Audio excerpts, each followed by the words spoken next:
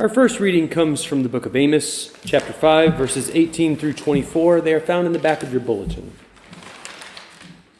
Alas, for you who desire the day of the Lord, why do you want the day of the Lord? It is darkness, not light, as if someone fled from a lion and was met by a bear, or went into the house and rested a hand against the wall and was bitten by a snake. Is not the day of the Lord darkness, not light, and gloom with no brightness in it? I despise your festivals, and I take no delight in your solemn assemblies. Even though you offer me your burnt offerings and grain offerings, I will not accept them.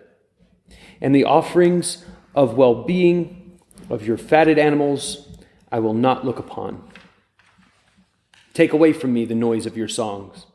I will not listen to the melody of your harps. But let justice roll down like waters, and righteousness like an ever-flowing stream.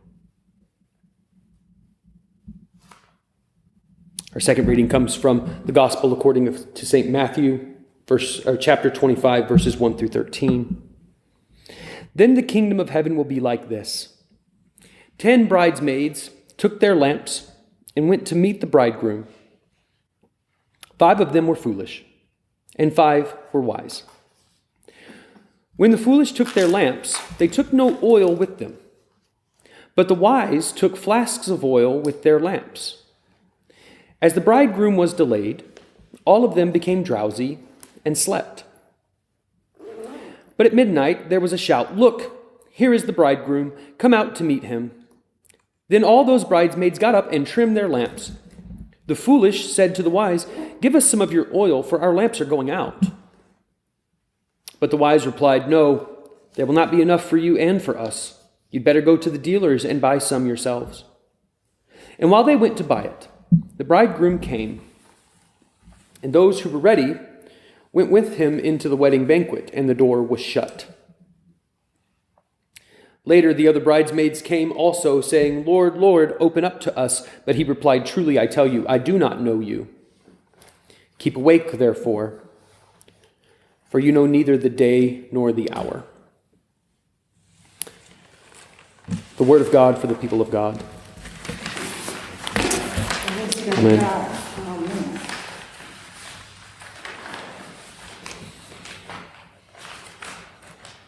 I never much liked this parable, to be honest with you.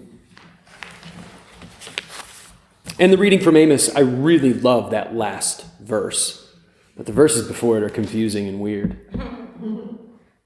There's so much to say about this parable, but I'm just going to start with the things that seem really strange to me and that are unpalatable to me personally.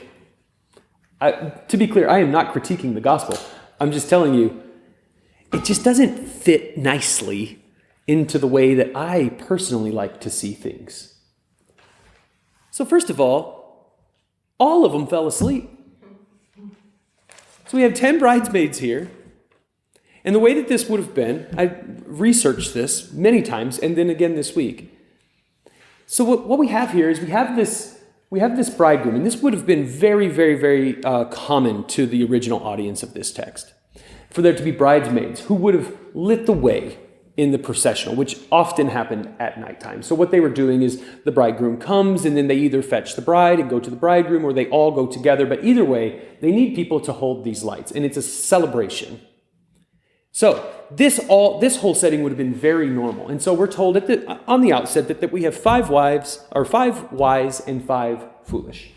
And this is very, very in keeping with the parables that Jesus has just told about the wise and foolish servants. And so this is a sort of trope, a format, a framework that all of them would have been very comfortable with.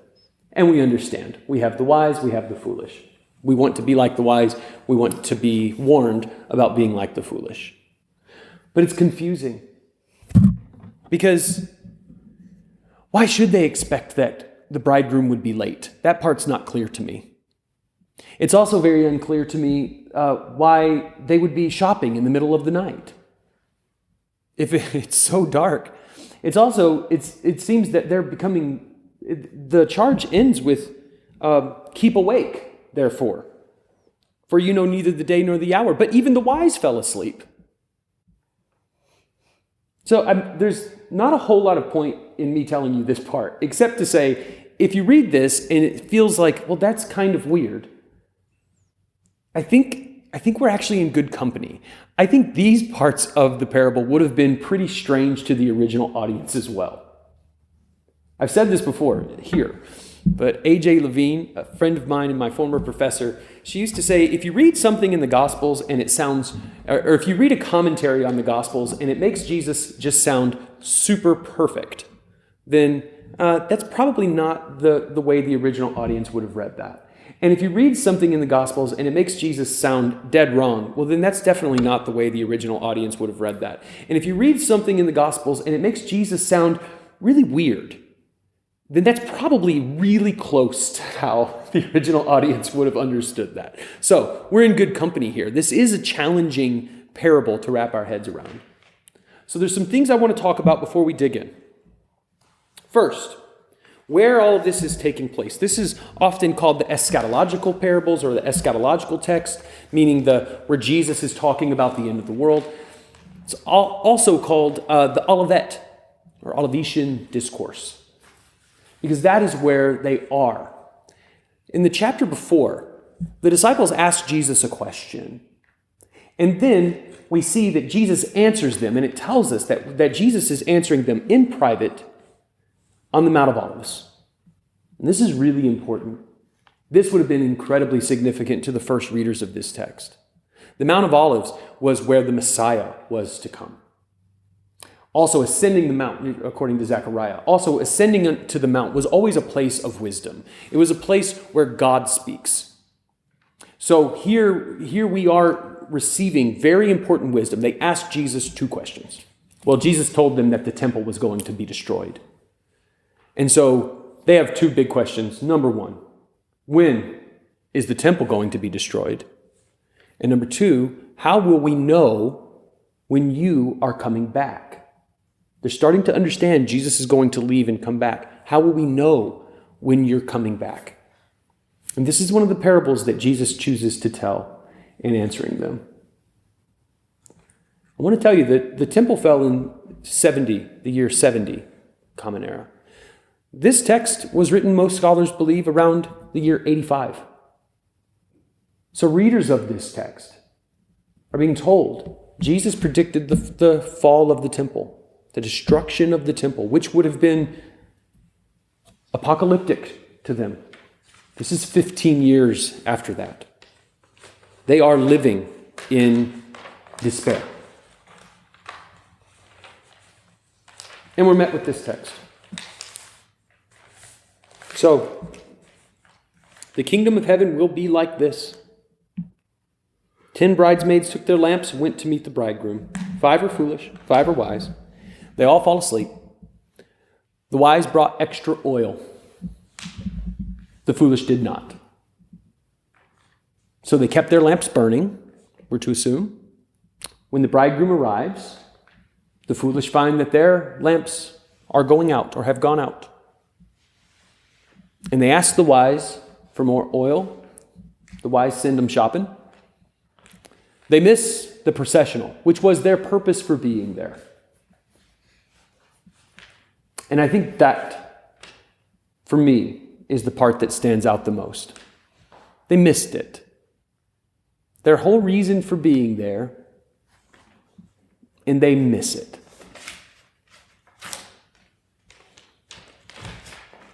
I wonder a lot about the purpose of us being here. Here, today. Sunday morning, sitting in church. When Parker was small, I asked her a question. I said, why do we go to church? And Parker said, oh, that's easy. I'll tell you why we go to church. We go to church to help people. That is not the answer I would have given when I was a small boy. I would have said we go to church so we don't go to hell. We go to church because if we don't, we're sinning. To miss church is to lose out on your relationship with God. It's to choose the world over God. It's to be like them. I would have said I go to church because I'm scared not to. Parker was raised differently than I was, in a different kind of church than I was. I said, what do you mean we go to church to help people? Parker said, oh, well, when it gets cold outside, people who don't have homes come into our church and they sleep there. And we provide them meals. And we always raise money for people whose dads or moms have been deported. We raise money for them. And we bring diapers for moms who can't afford diapers. And whenever there was that big storm in Texas, we put together care packages and sent it to the people in Texas. And we go to church to help people. What is our purpose? What is our reason for being? For these bridesmaids, they were to light the way. The light that they held was their purpose. At first, being raised a poor person who thinks a lot about poor people, my first thought was like, I don't like the way that this sounds. It sounds like the people who had enough money to bring extra oil were the good ones, and the people who didn't have enough money, but then that fell apart. That was just my bias, because they did have the money. They went shopping, right? And they go and buy it. It's not that. It's for me, it's the light. It's the light that they were supposed to preserve. They became weary and they fell asleep, but so did the wise. That part was okay. It wasn't that they got weary. It wasn't that they got drowsy. It wasn't that they needed to rest. It was that some of them had ensured that the light would be protected, that the light would be preserved. And some of them did not. When I was studying psychology at the University of Illinois, I encountered an experiment that took place some years before with a group of seminarians. And it's actually, if you ever want to look it up, it's called the Good Samaritan study. They took this group of seminarians and they trick them. They tell them, we're going to ask you some questions in here, and then we're going to have you go across campus and you're going to speak about the Good Samaritan. Some of them, they even told them, you're going to be giving a lecture on the Good Samaritan. Now, there's all kinds of different double blinds in this study, and I won't bore you with the details, but it's really fascinating what they did. Some of them, they told them they were just going to give a lecture on being a seminarian. Some of them were going to give a lecture on being a Good Samaritan. Some of them, they were told they had to hurry. You only have a few minutes to get across campus. Some of them had lots of time. But all of that was just the setup. Here was the real test. On the way across campus, there was a man. They would call him a Confederate. He was in on it, right? And this man was an actor who was to be presenting as drunk. And he's kind of slumped over. And he calls out to him, slurring his speech, asking for help. Seminarians. You want to know how they did? Bad. They did bad. Here's what they found, though. Here's the part that was most interesting to me. They actually had this idea that people who had this kind of religion or that kind of religion would respond differently. None of it worked. None of that is what happened. What ended up happening is the people who were told that they had lots of time, about 60% of them did help. Isn't that something? About 60% of people who felt like they had some time to get where they were going helped. The people who were made to believe that they were in a hurry, only 10% of them stopped to help the man who asked for help twice.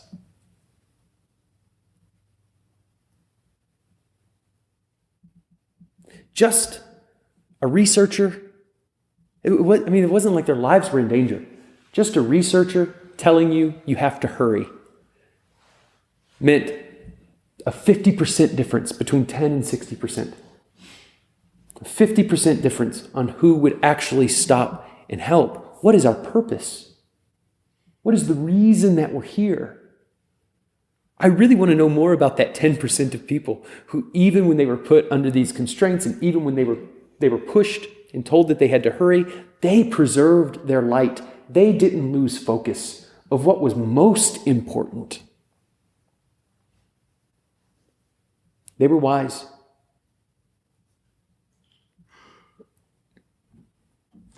I wondered about telling this next story, but I'm going to tell you. When I was in Iraq for 15 months. It was a long time.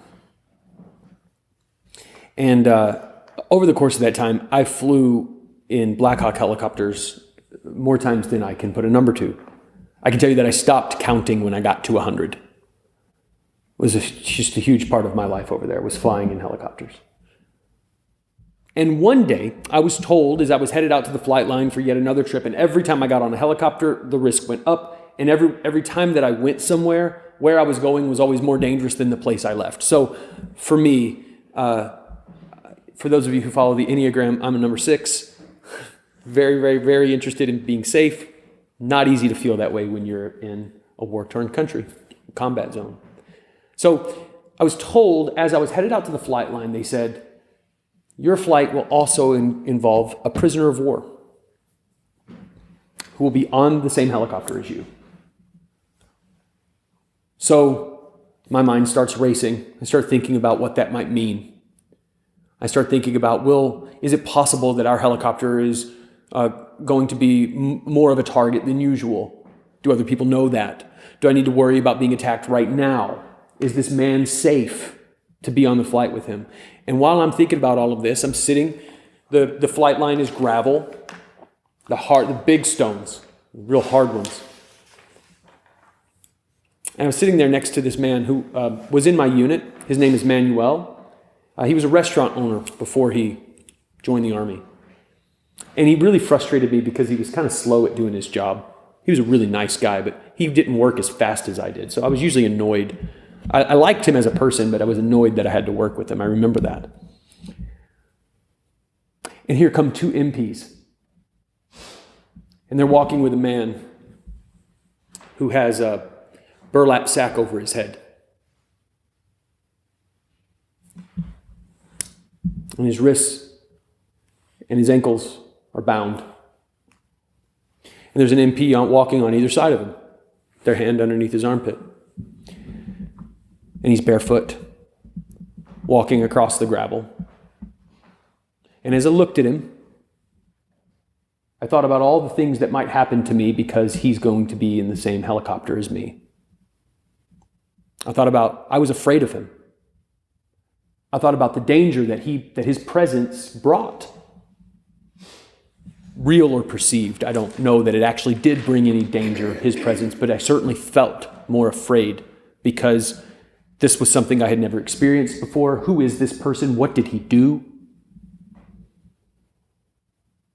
While I was puzzling over all of that, Manuel, my friend, who aggravated me sometimes because he didn't work as fast as I did, he was busying himself digging through his bag.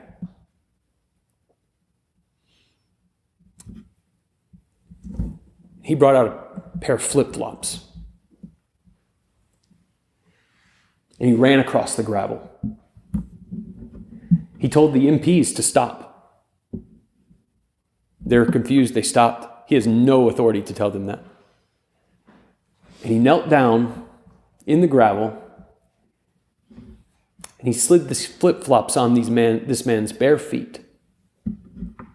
Because while I was puzzling over how to keep myself safe, Manuel saw a human being whose feet were hurt because he was walking barefoot across stones. And he just gave him his flip-flops. He eased his burden. I didn't have any oil for my lamp in that moment.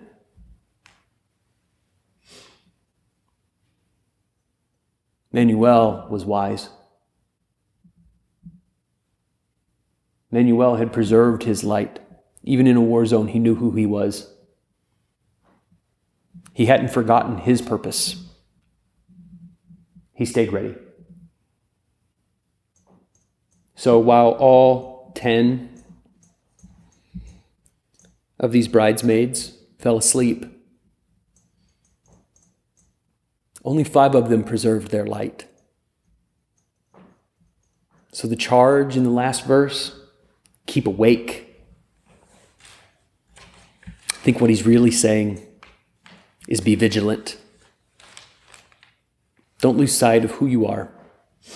Don't lose sight of what you're called to be, of who you're called to be. And who is it that we're called to be? What is the light that we're preserving? I'll close by bringing us back to Amos chapter 5, verse 24. Let justice roll down like waters, and righteousness like an ever-flowing stream. May it be so.